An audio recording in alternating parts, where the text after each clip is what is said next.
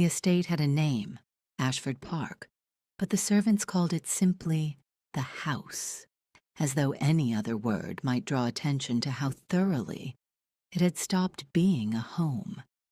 Eleanor Voss arrived on a gray Tuesday in October, her trunk strapped to the back of a hired cart, and her letter of appointment folded in her coat pocket. She had read it so many times the creases had gone soft. Housekeeper, immediate start, discretion required.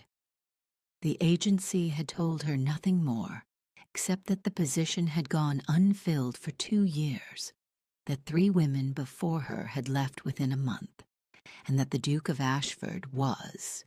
Here the woman behind the desk had paused, selecting her word with visible care. Particular. The housekeeper who remained, a stout woman named Mrs. Briggs, who had apparently survived through sheer immovability, met Eleanor at the gate with a lantern and an expression that suggested she had been disappointed by new arrivals before and expected to be disappointed again. "You'll want to know the rules," Mrs. Briggs said, not waiting for Eleanor to climb down from the cart before beginning. "His Grace takes breakfast at 7, brought to his study on a tray. He takes luncheon the same way. He takes dinner the same way. He does not take meals in the dining room. He has not taken meals in the dining room in 4 years. You will not suggest that he should. You will not rearrange the study. You will not speak to him unless he speaks to you first. You will not ask him questions about the estate, his family, or his health." She paused. "Or anything else, really." Eleanor looked up at the house. It was enormous and beautiful, and utterly dark, every window closed against the October evening, as though the building itself had drawn its curtains against the world. One window on the 2nd floor showed a thin line of light beneath the door. The study, she supposed. She watched it for a moment. "And the dining room?" Eleanor asked. Mrs. Briggs gave her a look. "What about it? Is it in use?" "No." "Does it have a table?" "Of course it has a table." "Good," Eleanor said, and picked up her bag. She had come from a house not unlike this one, smaller, less grand, but equally silent. Her mother had died when Eleanor was 12, and her father, a country solicitor with more warmth than income, had followed 6 years later. She had spent the years between managing his household, stretching budgets, making meals from nothing, learning to be useful in a way that required no one's permission. She was not. She had decided somewhere around the age of 23, going to spend her life waiting to be told what was needed. She would simply look at what was needed and do it. What was needed at Ashford Park, as best she could determine in her first 2 days, was considerably more than a housekeeper. The house was not dirty. Mrs. Briggs and the 2 remaining maids maintained the surfaces with grim competence, but it was closed, rooms shut and sheeted, curtains drawn against the light, the kitchen garden overgrown at the edges. The dining room itself was a beautiful high-ceilinged space with tall windows that looked out over the south lawn, and it smelled of disuse and cold silver, and something that might once have been candle wax. The table could seat 20. It sat empty every evening while a tray was carried up the back stairs to a man who ate alone in a room full of books, and apparently preferred it that way. Eleanor did not ask anyone's permission. On the 3rd morning, she simply went to the dining room, opened the curtains, and set 2 places at the end of the long table nearest the fireplace. Mrs. Briggs found her there and stood in the doorway with an expression that moved through several stages before settling on something between alarm and resignation. "Miss Voss," she said carefully. "The silver needs polishing," Eleanor said. "I've started on the left side. I'll do the right tomorrow. Miss Voss, His Grace does not. I know, Eleanor said. I've set a place for him anyway. A silence. He won't come, Mrs. Briggs said. I know that too, Eleanor said, and went on polishing. He did not come that first night. Eleanor ate alone at the long table, which was a strange experience. The room was too large for one person, the fire too cheerful for the silence, and she was acutely aware of the empty place setting across from her. She ate her soup and her bread and her small piece of roasted chicken, and she looked at the second place and thought, that's all right, tomorrow. He did not come the second night either. Eleanor ate alone again, this time with a book propped against the water jug, though she found she wasn't reading it. She was listening to the house. It had a particular quality at dinner, a held-breath stillness, as though it were waiting for something it had stopped expecting. She understood that feeling. She had lived inside it for years. On the third night, she heard footsteps on the stairs. They were slow footsteps, deliberate, the kind that suggested a man who had made a decision and was not entirely certain he hadn't made it in error. Eleanor did not look up from her soup. She heard the dining room door open. She heard it close. She heard the particular sound of a chair being drawn back. She looked up. He was taller than she had expected. She had glimpsed him twice at a distance, once crossing the courtyard, once through the study window, but she had formed an impression of a man who made himself small, who moved through his own house like a guest who wasn't sure of his welcome. Up close, he was not small at all. He was broad-shouldered and dark-haired, and he looked at her with gray eyes that were simultaneously very controlled and very tired, the eyes of a man who had been managing something difficult for a long time. He sat down. He looked at his place setting. He looked at her. She said, "Good evening, Your Grace." He said nothing for a moment. Then, "You said this." "I did. Mrs. Briggs told you I don't—" "She did." Another silence. He looked at the soup tureen in the center of the table, which she had placed there deliberately, rather than serving directly into bowls, because she thought a man who had been eating from trays for 4 years might find something in the ordinary ritual of serving himself that was worth having back. He reached for the ladle. He served himself soup. He set the ladle down. "You've opened the curtains," he said. "The south lawn is very handsome at dusk," Eleanor said. It seemed a waste. He did not respond to that. They ate in silence, which was not, Eleanor thought, an uncomfortable silence. It was more the silence of two people who did not yet know what to say to each other, and were being honest about it. She found she preferred that to the elaborate performances of conversation she had witnessed in other houses, the careful questions, the managed replies, the mutual pretense that everyone was perfectly well. He ate most of his soup. He ate the bread. When the maid came to clear and bring the next course, he sat very still, as though he were not entirely certain the maid was real, or that he was. Eleanor watched him from beneath her lashes and thought, 4 years is a very long time to eat alone. He left before the dessert was brought. He simply stood, folded his napkin with a precision that suggested old habit, and said, "Thank you for the soup," in a voice that was so carefully neutral it told her nothing and everything at once. Then he was gone. Eleanor sat for a moment in the empty room.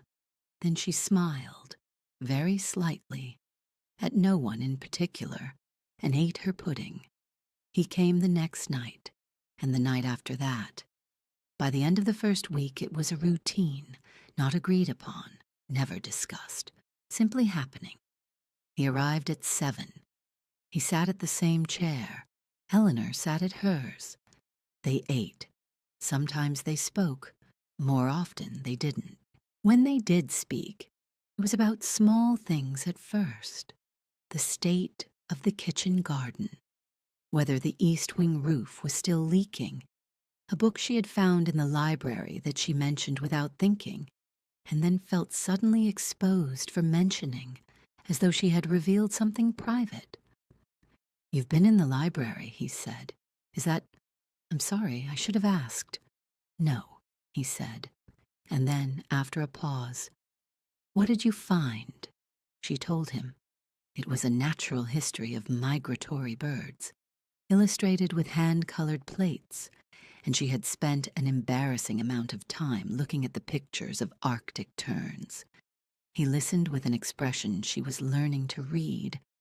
Not quite a smile, but something that lived in the same neighborhood, a softening around the eyes, a slight easing of the line of his shoulders. "My mother loved that book," he said.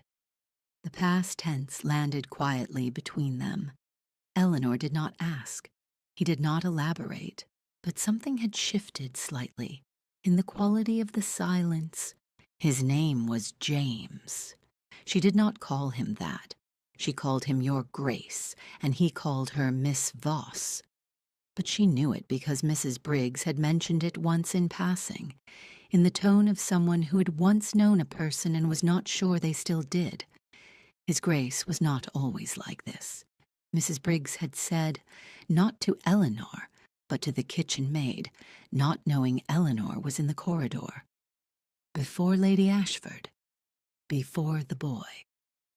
And then she had stopped, and Eleanor had walked quietly past, and she had not asked. She did not need to ask. She had learned, in her years of managing other people's houses, that grief had a particular shape. It arranged itself in a room, in the closed doors, the sheeted furniture, the meals taken alone, the curtains drawn against a lawn that no one was watching.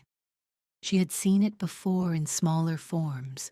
She had lived it herself briefly, in the months after her father died, when she had stopped bothering to set a proper table because there was no one to set it for. She had started setting it again. That was what you did.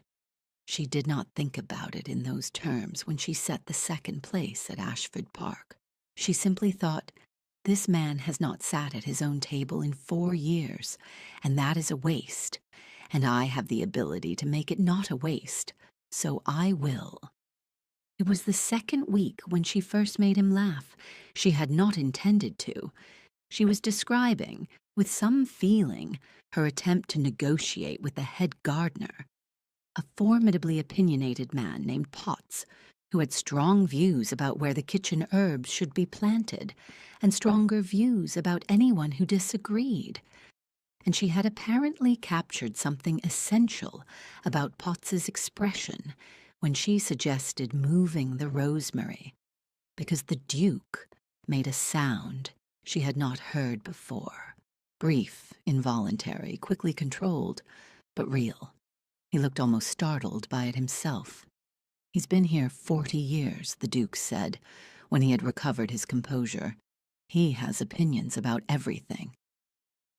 He has opinions about rosemary placement that I believe he would die defending," Eleanor said. They almost laugh again. She found she wanted to earn it. She found she was thinking about how to earn it when she was not at dinner, which was information she filed away under things to examine later, and did not examine. 3 weeks into her employment, she found him in the library at 11 in the evening. She had come for a candle. She'd left hers in the kitchen and didn't want to navigate the back stairs in the dark, and she pushed open the library door and found him sitting in the large chair by the cold fireplace, a book open on his knee, not reading it. The fire had gone out. He was sitting in the dark with a dead fire and an unread book, and he looked up when she came in with the expression of a man caught doing something he couldn't quite explain. "I'm sorry," Eleanor said. "I didn't know you were here. I only came for a candle." "Take one," he said. He didn't look back at his book. She went to the mantelpiece and found a candle and lit it from the stub she'd brought, and should have left. She did not leave. She looked at the cold fireplace and then at him and said, "Shall I light it?" He looked at the fireplace as though he had not noticed it had gone out. "It's late," he said. "It's cold," she said. A pause. Then he said, "Yes, all right." She lit the fire. It was a good fire. She had learned in this house to build fires that lasted. And the room began to warm, and she should have left then, candle in hand.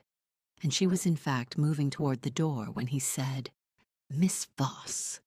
She stopped. "Why did you set that second place?" he asked. His voice was very quiet, not accusing, genuinely asking the way a man asks a question when he has been wondering about it for some time. She turned. He was looking at the fire, not at her. "Because the dining room is a beautiful room," she said, "and it was being wasted." "That's not an answer," she considered. "Because you were being wasted," she said, and that seemed like a shame. The silence stretched. The fire crackled. He did not look at her, but something in his posture changed, a slight shift, an almost imperceptible loosening of something he had been holding. "4 years is a long time," he said, not to her exactly, to the fire. "Yes," she said, "it is. I found it." He stopped, started again. "After they died, my wife, my son. He was 2 years old." His voice was steady in the way voices are steady when they have been trained to steadiness through repetition. "I found it easier not to. The dining room, He made a small gesture that encompassed, she thought, everything. The house, the table, the rituals of ordinary life. "I understand," she said. "Do you?" "My father died when I was 21, she said. "I stopped setting a proper table for about 3 months. I ate standing over the kitchen sink." She paused. Then I thought, he would have hated that. He was very particular about table settings. The Duke looked at her then, really looked at her, for perhaps the first time. Not the careful assessing look he gave her at dinner, but something more direct, something that saw her. "What made you start again?" he asked. "I just did," she said. "One morning I woke up and thought, this is not how I want to live. So I set the table." She held his gaze. "Sometimes that's all it takes. Someone deciding to set the table." He looked away first, but she had the sense that something had been said that could not be unsaid, and that he was not sorry for it. "Good night, Your Grace," she said. "Good night, Miss Voss," he said, and she took her candle and left him to the fire. November arrived with cold rain and bare trees, and Ashford Park began, in small ways, to change. She noticed it first in the curtains. The ones she opened each morning were no longer closed by the time she came down the following day. Then a second fire appeared in the drawing room, lit by no one she could identify. Then Potts appeared at the kitchen door one morning to say, with the air of a man delivering a royal decree, that His Grace had asked about the kitchen garden plans for spring, and did Miss Voss have any thoughts on the matter? She had many thoughts on the matter. She communicated them to Potts with a diplomacy she was rather proud of, and Potts departed with the expression of a man who had expected to disagree and found, to his irritation, that he could not. At dinner she mentioned the kitchen garden. The Duke listened. He had opinions about the kitchen garden, specific, informed opinions that surprised her, because they suggested a man who had once paid close attention to his own estate and still carried that knowledge even if he had stopped using it. "You know a great deal about it," she said. "I used to walk it every morning," he said. When my son was small, I would bring him. He liked the strawberries. He said it simply, without the careful steadiness she had heard before, as though it were simply true and he could say so. We could plant more strawberries, Eleanor said, in the spring. He looked at her. Yes, he said, after a moment. We could. We. She heard it. She thought he heard it too. Neither of them remarked on it. The first snow came in December, and with it came a letter. She knew it was significant, because Mrs. Briggs brought it to the Duke's study herself, rather than leaving it on the hall table, and because the house had a particular quality that afternoon. A held-breath quality she had not felt since she arrived. She was polishing the library shelves when she heard the study door open, and then a long silence, and then the door close again. He came to dinner that evening looking like a man who had received news he had been expecting for a long time and had hoped would never arrive. She waited. She had learned in these weeks that he would speak when he was ready, and that pressing him produced nothing but a more careful silence. The soup was nearly finished when he said, "My father has written." "Ah," Eleanor said. "He would like me to come to London for the season." A pause. "He has identified a potential match, a suitable young woman from a suitable family." He said the word suitable twice, each time with a flatness that made them sound like the most desolate words in the English language. Eleanor looked at her soup. "I see," she said. "He says it has been 4 years."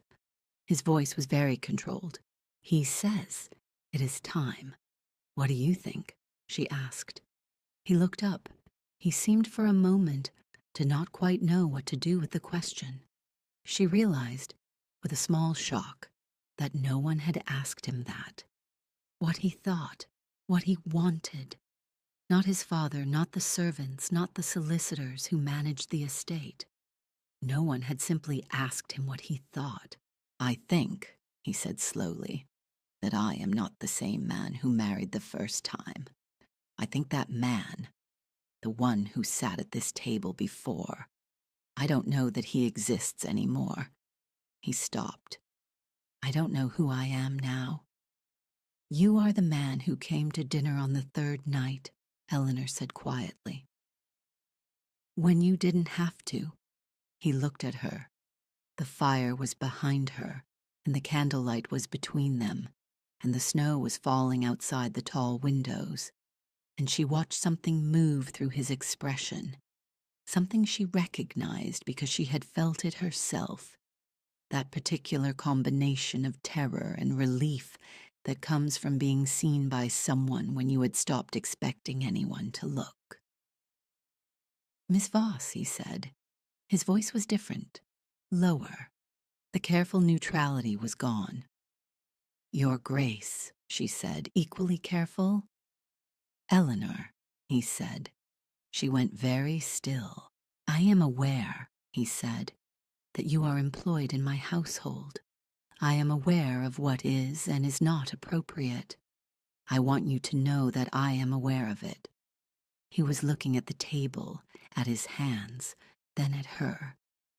"And I find that I cannot make myself care about it in the way that I should. Because you walked into this house and you opened the curtains and you set a second place at my table and you lit a fire in my library and you asked me what I thought. And no one—" He stopped. His voice had roughened. "No one has asked me that in 4 years." Eleanor set down her fork. Her hands were perfectly steady, which surprised her, because her heart was not. "James," she said, and watched his eyes close briefly at the sound of his name from her mouth. "I know what I'm asking," he said. "I know what it would cost you, your position, your—" "I haven't been thinking about my position," she said, "for some weeks now." He looked at her. "No? No." She held his gaze. "I've been thinking about the strawberries we're going to plant in the spring." The silence stretched between them, warm and full of the particular weight of things that have been said and cannot be taken back, and both parties are glad of it. He reached across the table and covered her hand with his, and she turned her hand over and held his, and they sat like that in the candlelight, while the snow fell outside, and the fire burned, and the dining room, which had been a beautiful room going to waste, was wasted no longer. He wrote to his father the next morning. She did not read the letter. She did not need to. She could tell from the quality of the silence after he sent it. A different silence than before. Not held breath, but settled. The silence of a man who has made a decision and is at peace with it. That he had said what needed to be said. His father arrived 3 days later. He was a tall man, the elder Duke of Ashford, silver-haired and carrying the particular authority of a man who had never been seriously opposed. He arrived in a carriage with a crest on the door, and he looked at Ashford Park with the expression of a man who had expected things to be different, and was deciding how he felt about the fact that they were not. Eleanor was in the entrance hall when he arrived. She was there because she was the housekeeper, and it was her place to be there, and she stood very straight and met his eyes, and curtsied with perfect correctness, and he looked at her with a long measuring look that she recognized. It was the look of a man taking inventory. "You are the new housekeeper," he said. "Yes, Your Grace," she said. "The one who opened the dining room." "Yes." He said nothing else to her then. He went to find his son. She heard them through the study door. Not the words, only the rhythm. The father's voice, measured and persistent. The son's voice, quieter, steadier than she had heard it before. She was not listening. She was in the corridor because she had a legitimate reason to be in the corridor, and she was not listening. And then she heard the son's voice say her name, clearly, without apology, and she stopped pretending she was not listening. She heard the father say something about position and unsuitable and what people will say. She heard the son say, with the same steadiness, "I know." She heard the father say your mother would have, and she heard the son say with a gentleness that was also completely immovable, "My mother would have liked her." A silence. Then the father said something she couldn't hear.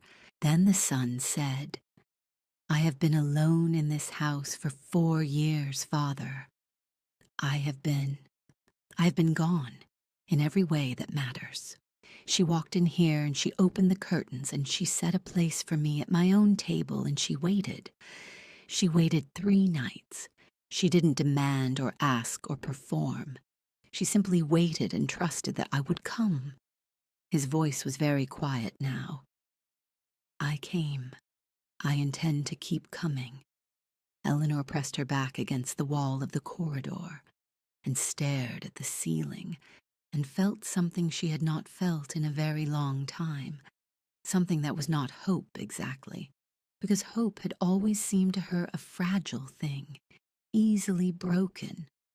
This was something more like certainty, like a table set with 2 places and a fire lit, and the curtains open to show a lawn that was worth looking at. She walked back down the corridor before the door opened. She had her own dignity to maintain. The elder Duke left the following morning. He did not speak to her again before he went, but as he was climbing into his carriage, he paused and looked back at the house, at the open curtains, the lit windows, the smoke from multiple chimneys, and something moved across his face that she could not quite read. Not approval exactly, but something adjacent to it, an acknowledgement. James found her in the kitchen garden that afternoon, standing in the snow and looking at the dormant beds with the critical eye of someone planning. "He's gone," he said. "I know," she said. "I heard the carriage." He came to stand beside her, looking at the beds. "He isn't pleased," he said. "He will be, eventually. He's not a cruel man. He simply has very fixed ideas about how things should be." "Most people do," Eleanor said. He said, James stopped. He said a great many things. None of them changed anything. He looked at her. His gray eyes were not tired now. They were very clear and very direct and very warm. "Eleanor." "Yes," she said. "I should like to ask you something." "You should like to ask me what I think," she said. Something moved across his face, that almost smile that had become, over these weeks, a real smile, arriving with more frequency and less surprise. "Yes," he said, "I should." She looked at the dormant kitchen garden. She thought about strawberries in June and fires in the library and a long table with 2 places set at the end nearest the fireplace, and the particular quality of a silence that is full rather than empty. "I think," she said, "that we should plant the strawberries along the south wall. They'll get more sun." He took her hand. She let him. "And?" he said. "And yes," she said, "to whatever you were going to ask." They were married in February, in the small church at the edge of the estate, with Mrs. Briggs weeping in the front pew and Potts standing in the back with the expression of a man who had predicted this outcome and was choosing not to say so. The elder Duke came. He sat in the second row, and he watched his son say his vows in a voice that did not require steadying, and at the end he shook Eleanor's hand with a formality that was also, she thought, a form of respect. James had written his own vows. She had not known he was going to, and when he began to speak, she understood, from the quality of the silence in the small church, that everyone present understood what they were witnessing. "I have been absent from my own life for a long time," he said. "Don't I?" he said. "You found me there, and you did not try to drag me out. You simply set a place for me and waited. You trusted that I would come back to myself, even when I had stopped trusting it." He held her hands. His gray eyes were very steady. "I am choosing you. I want you to know that it is a choice, not a rescue, not a convenience, not a duty. I am choosing you because you are the person I want to sit across from at dinner for the rest of my life. Because you argue with Potts about Rosemary. Because you light fires in cold rooms and open curtains in dark ones. Because you ask me what I thought when no one else did." He paused. "I intend to keep choosing you, every day, for the rest of my life." Eleanor had prepared vows. She had written them carefully, revised them twice, felt satisfied with them. She looked at him in the small, cold church, with the February light coming through the windows, and she said, "I set the table. You came. That's the whole of it. I will keep setting it. I trust you to keep coming." It was enough. It was, in fact, everything. 2 years later, Ashford Park was a different house. The curtains were open, all of them, even the ones in the east wing that Mrs. Briggs had kept closed for a decade on the grounds that the light would fade the upholstery. Eleanor had opened them in her 2nd month as Duchess, and Mrs. Briggs had not, in the end, objected. The kitchen garden was magnificent. Potts had, over the course of the previous summer, come to regard Eleanor's opinions on kitchen garden management as not entirely without merit, which was the highest praise he was capable of, and which she received with appropriate solemnity. The dining room was in use every evening. On a Tuesday in November, 2 years to the month from Eleanor's arrival, she and James sat at dinner in the room with the tall windows and the good fireplace, and their daughter, who was 14 months old and had her father's gray eyes and her mother's opinions about everything, had recently been removed by her nurse after making her views on the soup course emphatically known. She has strong feelings about soup, James said. She has strong feelings about everything, Eleanor said. I can't imagine where she gets it. He looked at her with the expression she had catalogued over these 2 years, the one that had started as an almost smile and was now simply a smile, unguarded, real, arriving easily. Tell me again, he said, why you set the second place. It had become a ritual. She did not mind it, because the dining room was a beautiful room, she said, and it was being wasted. And you were being wasted, she said, and that seemed like a shame. And the third night, he said, when I came. You sat down without a word, she said. You served yourself soup. You said thank you for the soup when you left. She held his eyes. I knew then. Knew what? That you were still in there, she said. That you just needed someone to set the table. He reached across and took her hand, the way he had in the kitchen garden in the snow, the way he did every evening over dinner, the way she thought he would do for the rest of their lives. The fire was warm. The curtains were open to the dark lawn. The table was set with 2 places. Outside, the first snow of the season was beginning to fall. Thank you for staying with Eleanor and James until the very end. Their story began with an empty chair and a woman who decided, without permission and without certainty, that it was worth setting a place for someone who might not come. If you found yourself hoping he would come, if you held your breath on that third night, then you understand exactly why these stories matter. If you'd like more impossible loves and hard-won choices, subscribe and ring the bell, and I'll keep telling them. You are the reason these stories exist.